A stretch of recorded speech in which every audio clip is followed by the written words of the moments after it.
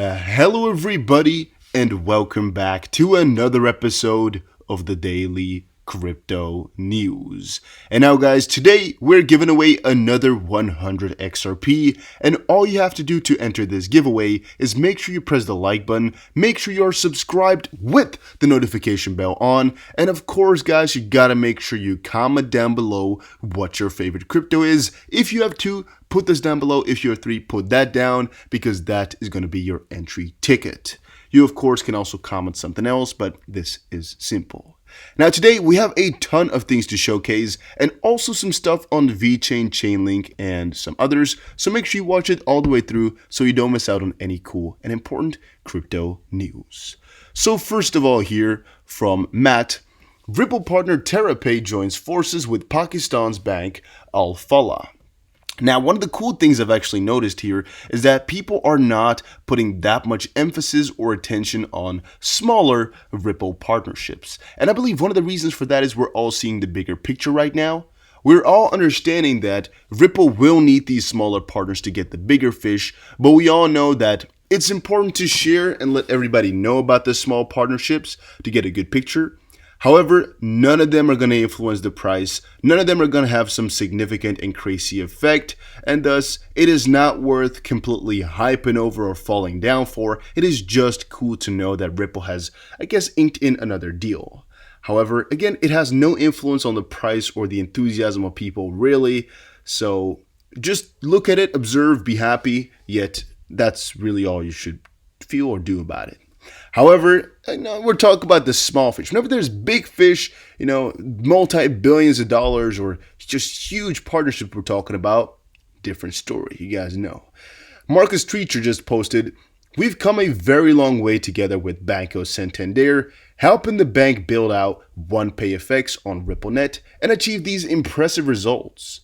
A great example that we're following with our customers worldwide." It is a response to Santander, who themselves posted on Twitter a couple days ago, "OnePayFX, the international payment solution for our customers, is the result of our passion for customer obsession. Since launching in 2018, it has executed 450 million euros in volume of cross-border transactions. Watch the story of our passion here, and I recommend you guys to go ahead and check that out. It is just 2 minutes on Santander.com official. But as Stuart here is asking, I'm wondering if they'll be using a next step or not, because he says here, what's the next step in Ripple and Santander's partnership? The Burrow says there is no next step. They use RippleNet. That's it. It works for both perfectly. Santander said they're happy with it and have no intention of using XRP. What's so hard to understand? Now, what's so hard to understand, I would say, is that Ripple, and actually the whole of RippleNet, is kind of built to provide solutions, right? To provide RippleNet solutions. And within RippleNet, there is also ODL. We all know that. Banco Santander is working with Ripple, actually specifically with RippleNet. However, they're just using a part of it. Maybe they have no intention of XRP, but maybe they haven't told us. Or maybe, it is still in the pipeline, maybe it's still in the works, maybe we'll get there eventually. What Brad Gallinghouse told us is that the hard part is getting them to utilize RippleNet. The easier part, which most likely will come with time and as adoption increases further, is getting them to hop onto ODL. And the main reason for that is it's a part of RippleNet that they're already using. And the only big change is that it's using, crypto, which might sound foreign, but it's really most likely going to increase their revenue, right? And actually increase customer support. And since that's one of their priorities here, customer obsession is what they have, well, most likely they would like such a thing, right? Which is why it's not that strange for them to ask what the next possible step for this partnership is, as that's nothing they've been talking about here. We're just hearing they have some great results. Well, that's cool, but what's next? Then a little bit more about the report from earlier that we saw yesterday or the day before. I don't remember, guys. Days are going so quick yet so slow. Since we make so many videos a day, there's so much stuff to talk about. It kind of feels like this was already, a week ago, but I think it's just yesterday that the report came out. Crypto Eddie is always, I guess the next day after things come out. Maybe it's because she's in Japan. Is she in Japan even? I think so, right? But yeah, she's put on Twitter or on YouTube and on Twitter today. One of the most interesting XRP market reports to date. XRP ODL up 11 times year over year. ODL, maybe XRP ODL, accounted for nearly 20% of RippleNet volume. Ripple buying XRP at market prices. Now, I actually just talked about these things yesterday as well, but the cool part about it is I think Ripple buying XRP at market prices is really the biggest deal ever that we could have ever expected. XRP ODL 11 times year over year is, I guess, still underwhelming as to what some people expected. And the middle part, ODL being 20% of Ripple net volume, I guess we really know what we should have put that as. So is it good? Is it bad? I have no idea. I guess it's good in the end. However, we didn't know if it was supposed to be 20 or 90 or 0% or like 0.1%. So I don't really have a reference point to say whether or not this is good or bad. So yeah, just letting you guys know that. Ripple Q2 2020 report, XRP sales increased 19-fold. Now, of course, ODL grew 11 times and selling increased by 19 times, but I'm also wondering how much exactly Ripple bought back and how all of that worked, as XRP had also gained 40% within this time here. And actually, when I'm talking about this time, I'm talking about the last 7 days and nearly, I guess, 8.5 in the last 24 hours. Well, that's not true anymore. But the prices, yeah, for XRP, they're all looking pretty damn good, guys. They're pretty damn good looking. Blockchain bites. XRP sales, INX IPO, and Bitcoin mining woes. Well, it's basically the same type of ordeal, right? They've been selling a huge bunch, and it's actually a 1,700% jump since Q1. However, it's still relatively low, and since they're buying as well here, I don't really know exactly what we should label it all as in the end. I don't know if it's bad or anything like that. Over-the-counter XP sales surged, spurred in part by liquidity, providing integrations with Telco, Swisscom blockchain, Swap Execution Facility Zero Hash, and the crypto bank Signum. Average daily volume slumped to 196 million from Q1's 322 million. And still, I don't know if this is Q1 of 2019 or 2020. Did you guys comment down below whether or not it was a typo or not within that sheet? Let me know.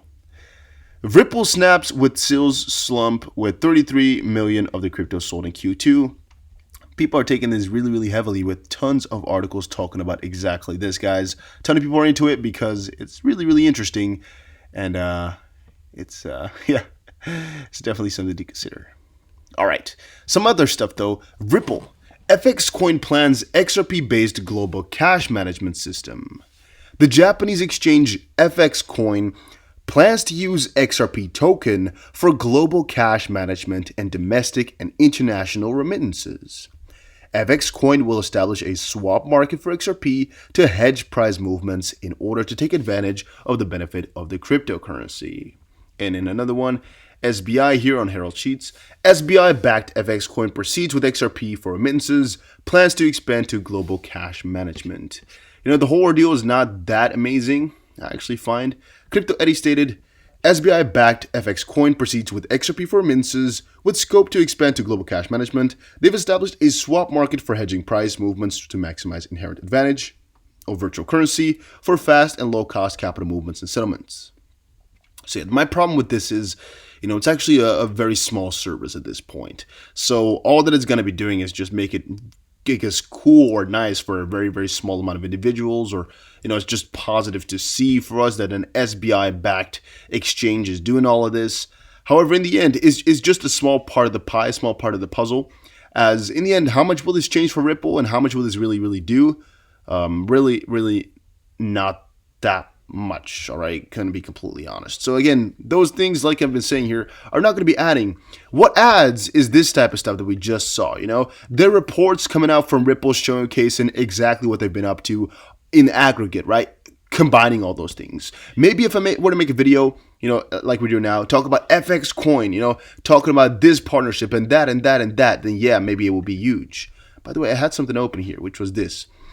Reminder, for those who haven't seen it, the Federal Reserve Register. Ripple XRP Gold Standard, Judy Shelton, 21st July 2020 nomination, all connected. And it says here, the continued growth and expanding partnership of virtual currency companies such as Ripple, which offer both a payment messaging platform, support cross-border money transfers, as well as virtual currency XRP, which can be used to effect settlement of those transfers.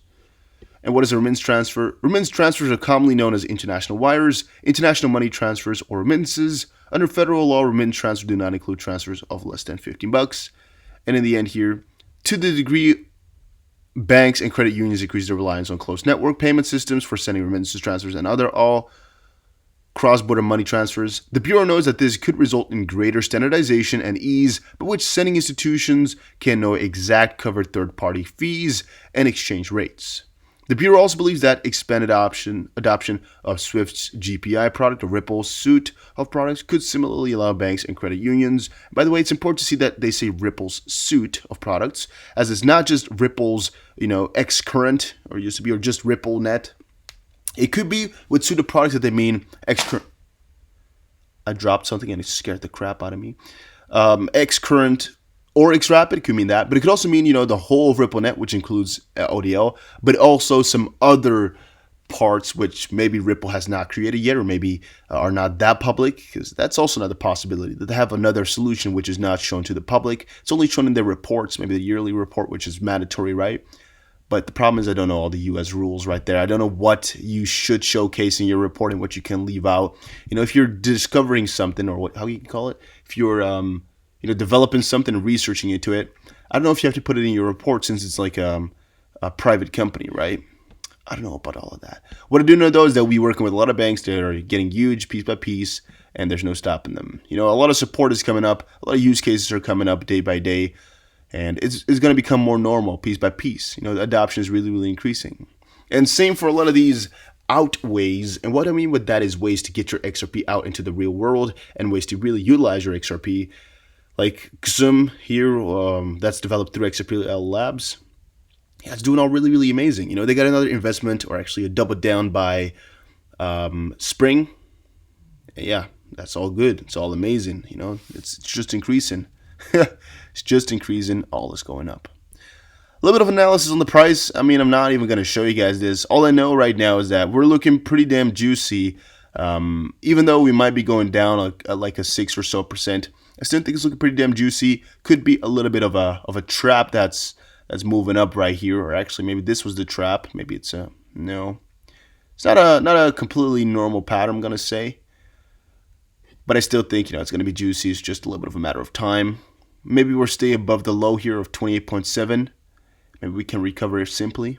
We'll see, guys. It's pretty hard to say at this point, as a lot is happening in the crypto space. A lot of uncertainties going on in the U.S. A lot of uncertainties going on with everything, really. Our world is very different than it was 3 months ago. Even 7 months ago, I guess the world was completely different. It's really, really crazy to see what's going on right now. Over 90% of Ether supply is now in a state of profit, says Glassnode. Glassnode states that over 90% of Ether token supply was bought at a lower price than that at which is currently trading. And I actually wonder, and I want to know from you guys, if any... Oh, my phone fell. That's it, I think. No, where... I don't know where the phone went. I don't know what fell, but it scared me, and I still don't know exactly what's going on. Maybe somebody's breaking into my place here. Maybe that's going on. Well, you'll see in the next episode.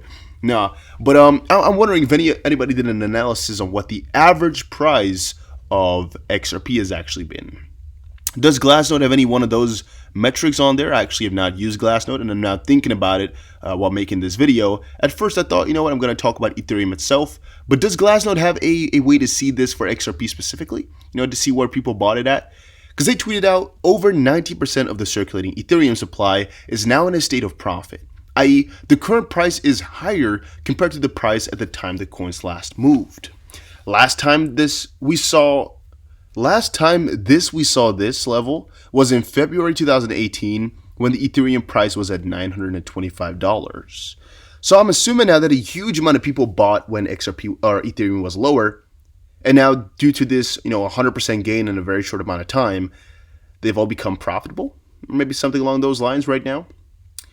But yeah, I want to see if anybody has that analysis for XRP and if it's on there or things like that, because that would be very, very interesting to take a look at. By the way, let me know in the comment section down below if you are in profit with your XRP holdings. I'm very much in profit, which some people don't believe and don't expect, I think. They think I'm making XRP videos because I'm in having bags or things like that. That's definitely not the case. I'm actually a pretty big bull on XRP. I'm really, really happy with it all. I really don't care. I'm holding a lot. But yes, it is in profit. Same for Bitcoin, same for almost any other coin I'm holding except for EOS and Encash. Gonna just quickly shout those ones out for being stupid ass coins. I hate those. But yeah, and I think Lend possibly actually that I'm holding as well, where I'm in a negative from buying it. I'm going to say those three. The rest are all positive. I'm really doing really well. However, most people I talk to that are holding XRP are in a negative spot, so I want to know from you guys. VeChain threads water awaiting next big move.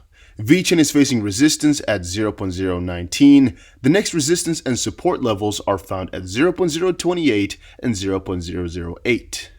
The price is following a descending resistance line and possibly trading inside a descending channel. And VET has likely completed a 5-wave Elliott formation, and that's basically all we can know about this article. Chainlink displays massive growth as bulls dominate the crypto market. Well, with Chainlink, I find it a very interesting and very strange situation, and the main reason for that is Chainlink has done so well where the market was doing bad, and every time the market does good, Chainlink lags behind. It's maybe because people just believe in Chainlink altogether. However, since they got so many gains already the previous run, they are getting into it now, right? Because it just hit another all-time high, I believe, right? And people are expecting it to get to $10. However, of course, there's going to be some major resistance there because bears are trying to keep it below 10 because this is a good psychological barrier. However, the way it's looking right now, it's looking like we're going to surge right past that. But yeah, we'll see. All right, then new Ripple report shows major surge in daily volume, which is pretty huge, like I just explained earlier in the video. I think the volume increasing is really nice, and then buying back is really well as well. Finally, the Wall Street Journal has an article on crypto this morning. Just wanted to mention that once more. About the severity of this type of stuff, guys. How many people read that type of stuff? It's really huge, the attention that it's getting nowadays, by the way. Really crazy. Satoshi Nakamoto, there are now 18,000 Bitcoin millionaires. I wanted to know from you guys as well, do we have some sort of metric to show how many millionaires were made with XRP already? And are you going to be the next XRP millionaire? Because realistically speaking here, I think so many people holding crypto right now will become millionaires. It's not even going to be funny. I think at least 1 million people are going to become millionaires off of it. But I'm wondering what coin is going to make the most amount of millionaires, and how quick it will all go, and whether or not you can do it with, let's say, just $1,000, or if you're going to need really $35,000 invested to get somewhere. Because I know for a fact, if you're investing $500,000 right now, it's not going to take long before you're a millionaire if you invested smartly. However, is it really still possible with $1,000? Or is it only going to be the top % of investors who already have huge sums? That's, I guess, the bigger question. But all I can say is we'll see as time goes, as right now it's all looking juicy, but we can't forecast a price, because all we can do is just debate on what could possibly happen, but still, I don't have facts. So it's better to build it up with just fundamentals and news and all of that, rather than talking about some stupid price analysis, as the chance of happening is still roughly 50-50. And that's why I'm telling you guys not to focus too much on that and focus on the fundamentals, as that's what's ultimately going to get you to the real big money. Guys, thank you all for watching this video. Hopefully you enjoyed it. If you did, make sure you press the like button and subscribe, and I will definitely see you guys again in another crypto video.